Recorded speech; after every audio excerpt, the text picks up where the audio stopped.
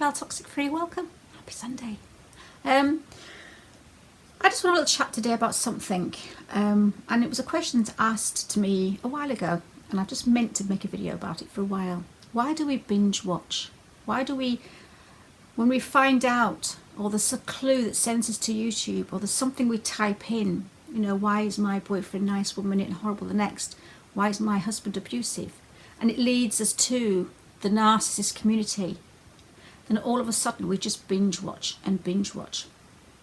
Now I'm going to say why I do it, because I do think that there's, you know, it relates to why a lot of people do it. And also it'd be nice to know in the comments below if you have anything else to add. When you're going through a narcissist relationship, you are made to think that the problem is yours. You're made to think that you are the reason for the arguments, that you are the reason why there's so much toxicity, that you are too sensitive.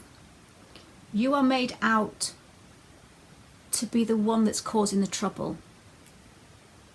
They'll tell you how much they love you and how much they're trying to help you and how much they're putting up with you and how much they're trying to get this relationship back on its back on good form. And they'll tell you that they're trying so hard to put up with you, but you're making life difficult for them. You're the one with the problem. You're the one this, you're the one that.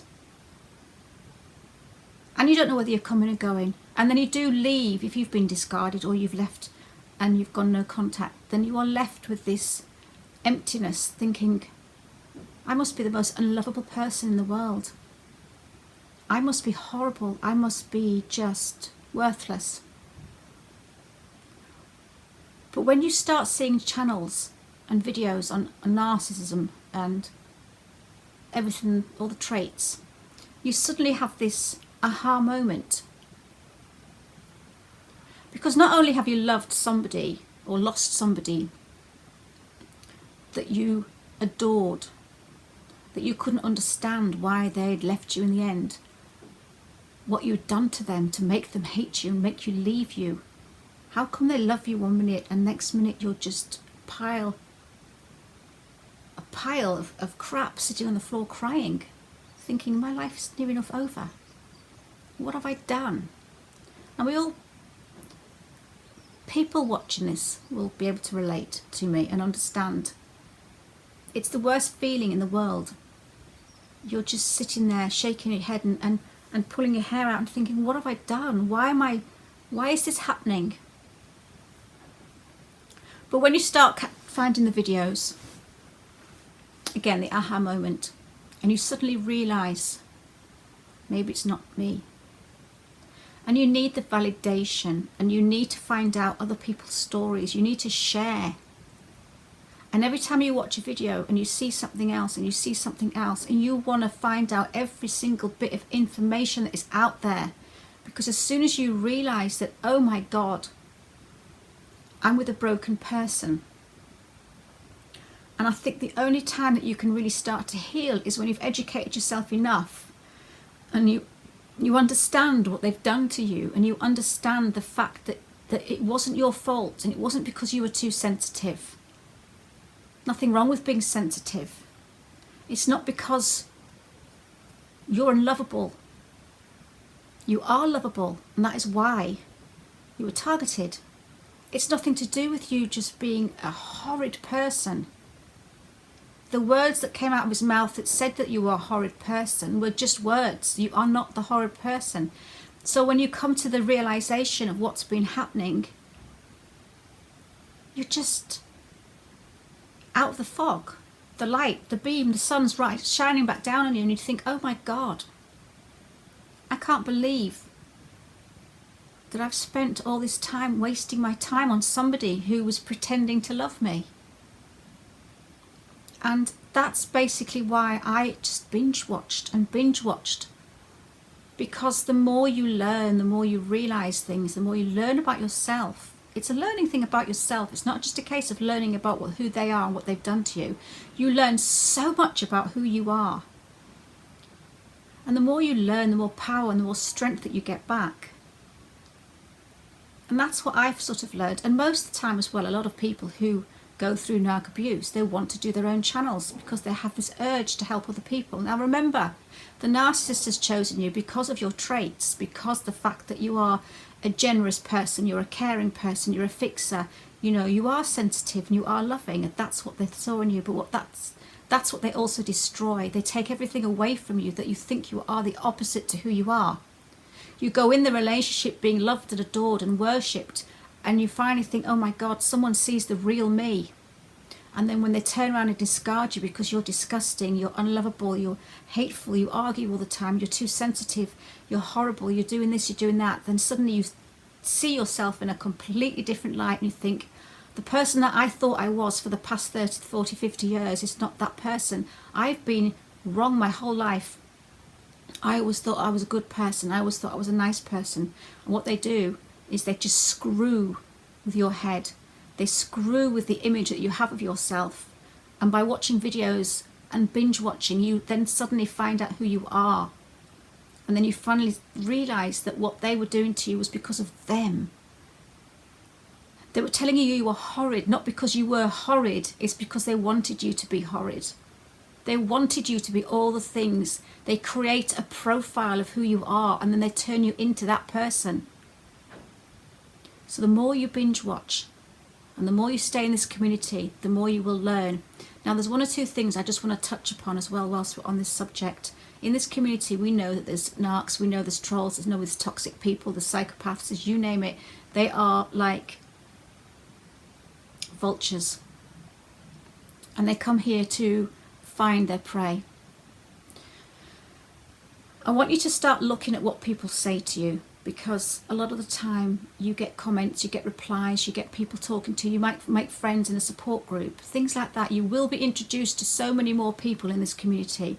So I want you to start looking out for something. The words of a fake survivor are different from the words of a real survivor. And I want you to start looking at what they actually say. It's a bit like body language where things will slip out. They can't keep. See, our past and our experience and everything that we've learned, our values, our worth, our ideas, our choices, our opinions, that's created by our past. And we create and we speak and we give advice and we help people through our own pain, through what we've been through. That's called empathy. If somebody breaks their ankle and we've broken our own ankle, we can go, oh my God, I feel it. I understand. Oh my God, I broke my ankle once and I know exactly how you feel. That's empathy. That's putting yourself in someone else's shoes. So when someone comes to you on a channel, for instance, and says something like, you know, oh, you're having problems with so-and-so. And you're going, yeah, I'm having a problem with such and such a person or a channel owner or something like this. And they go, I don't see a problem. I think they're okay. I like them. Be careful. Because if that person was a real survivor of abuse, that person would be going, oh my goodness, really? What have they done? They would be on your side. They wouldn't be over there trying to make you feel bad or trying to shame you by going, I think they're great. Because if they've been there, they would know not to say that, because they would have been through the same position where people are saying to them in the past when they supposedly had their relationship with a narcissist, I like them. I think they're okay. That person should have already gone through that, so they should be able to empathise with you and then say, oh my God, I've been there. Talk to me. What's been going on? Show me the texts. Show me the emails. What's he been doing to you?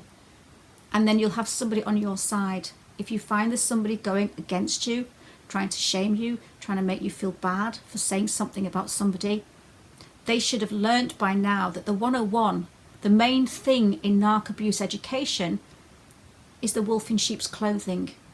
They're either very naive and they're very fresh into this, but you would know if you've been talking to them for a long time.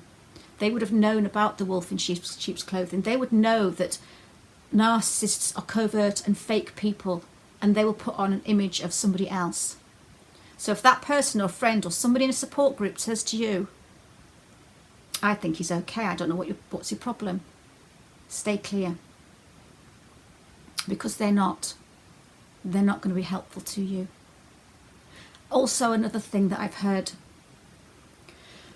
we know when you've been through a narc relationship, you go to the depths of despair, you go to hell, and it's very hard to get back.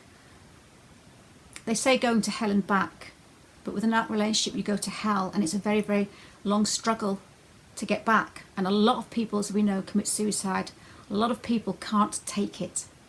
If you are with somebody or you're talking to somebody and you're talking about how you felt and maybe that you were suicidal, I was. And I think most people who've been in a narcissist relationship have hit rock bottom, and they're lucky if they haven't and managed to get out earlier on.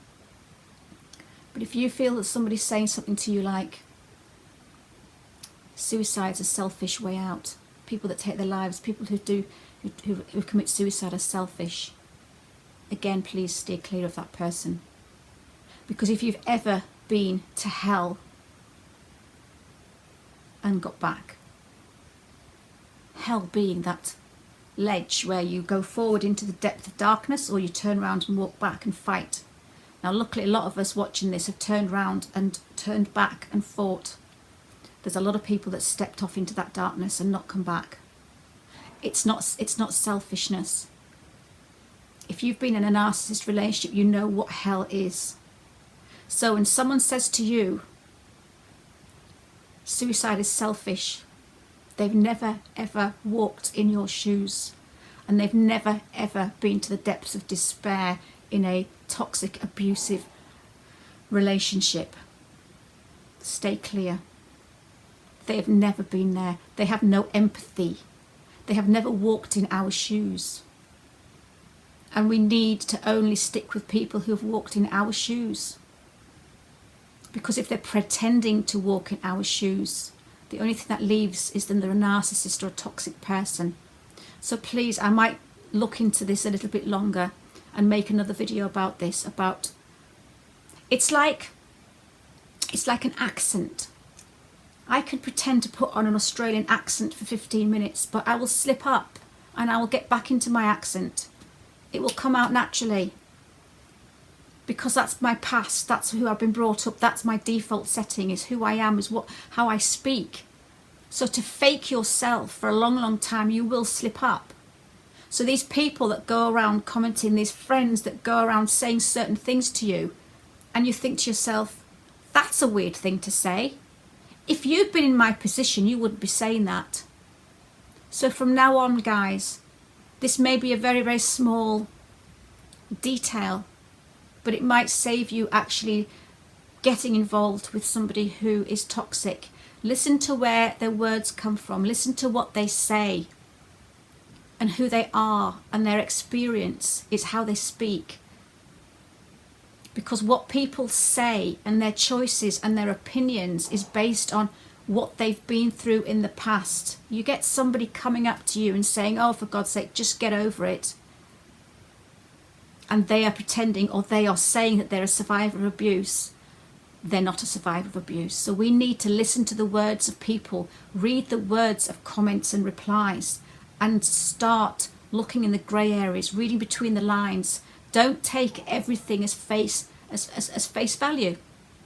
I nearly said fake value, but that would have been just the same. Because it's so difficult to know who's who in this world now. We know that. It's so difficult to know who's toxic, who's fake, who's real. If the tiniest thing of the tiniest of details can make you see the difference between a good and a bad person, I'm willing to make a video about it. I'm not Grannon, I'm not Quinn, I'm not going to go into the DSM, I'm not going to go into so much in-depth psychological information to the point where, you know, you've got to watch the video twice to understand it. I'm just me, and I just want to give people a little bit of advice of what I see and what I hear and what I watch, and how I can help people spot the difference between a toxic person, a narcissist, and a real true friend.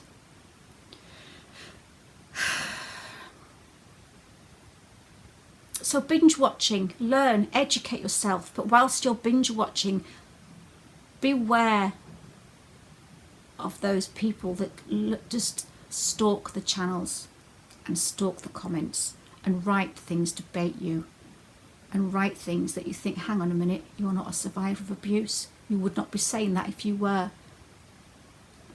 A survivor of narcissist abuse would have empathy. They would have been in your shoes, and they would not be trying to shame you, blame you, bait you, make you feel guilty, or make you stop, shut up, or gaslight you. If you ever feel a gut feeling about somebody, just walk away. If you're in a support group and you feel a gut feeling about somebody, you don't have to be nice. It's okay not to be nice. It's okay to say no. It's okay. You do not have to be nice all the time, and that's the trouble with us. We feel bad if we're going to block somebody. We feel bad for blocking them. If we don't want to speak to somebody anymore because they've been coming across as a little bit sort of toxic, we feel bad if we don't answer back or reply. Do not feel bad. Stop feeling bad. They don't feel any different. They're bad. They don't feel bad for being bad, but we do. It's okay not to speak to people. It's okay not to answer back. It's okay to block somebody. It's okay to walk away. That's the only way we're going to stay safe, is to just to read the words, read between the words, look at the grey areas, look at what people are saying, and are they an empathic person? Have they been through a narc abuse? Because they don't act like it. So, I waffled on a bit in this one. But we need to protect ourselves. They're all over the place. But in mushrooms that pop up everywhere. Guys, I think I've said too much today already. I'm going to get off. See you later.